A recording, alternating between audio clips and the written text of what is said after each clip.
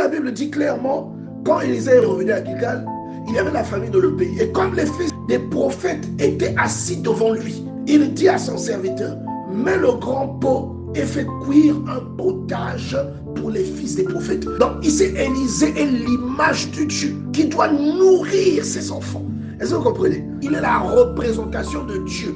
Et le potage que l'on fait cuire, c'est la parole qui nourrit l'esprit de l'homme. Et je vous rappelle que ce que l'homme mange, ce n'est pas seulement ce qui remplit l'estomac, mais l'homme mange également ce qui remplit l'esprit.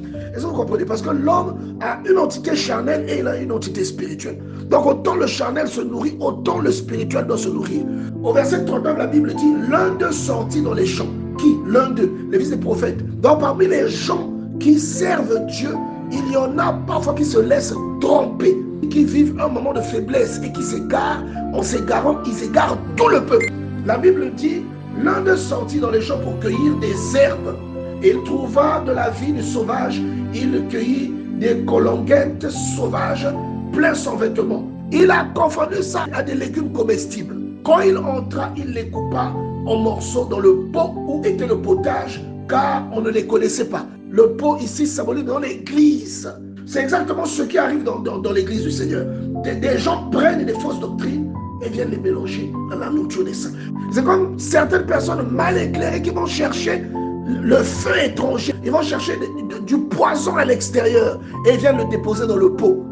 Le pot ici symbolise la source qui nourrit les enfants de Dieu. Vous comprenez? Sans le Saint-Esprit, on accepte tout et n'importe quoi. Sans le Saint-Esprit, on est égaré. Et regardez ensuite l'illustration. Au verset 40, on dit, on servit à manger. Donc on a préparé cette mauvaise herbe avec la nourriture qui était destinée aux fils des prophètes. Il dit, on servit à manger à ces hommes. Mais dès qu'ils eurent mangé du potage, ils s'écrièrent, la mort est dans le pot, homme de Dieu. Et ils le purent manger. Quand la fausseté rentre dans l'église, il y en a quelques-uns qui sont éclairés et qui sonnent l'alarme. Malheureusement, de nos jours, les gens aiment les faussetés. De nos jours, les gens aiment le spectacle. De nos jours, les gens aiment l'évangile sucré. Ils aiment l'évangile qui donne le diabète. Les gens aiment le mélange qui tue. Et au verset 41, on dit, Élisée dit, prenez de la farine. La farine, c'est quoi? C'est le Saint-Esprit de Dieu.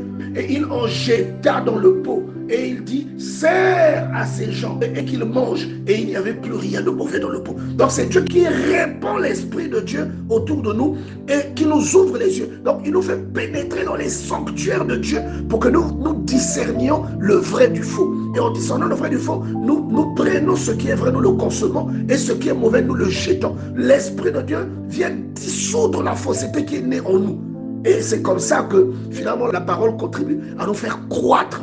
Parce que ce qui est mauvais disparaît grâce à la vertu de l'Esprit. C'est pourquoi, bien aimés, recherchons l'Esprit de Dieu. L'Esprit de Dieu est le seul filtre capable de faire le tri dans la nutrition spirituelle lorsque des faussetés qui égarent l'âme sont servies à l'église par des loups déguisés en agneaux.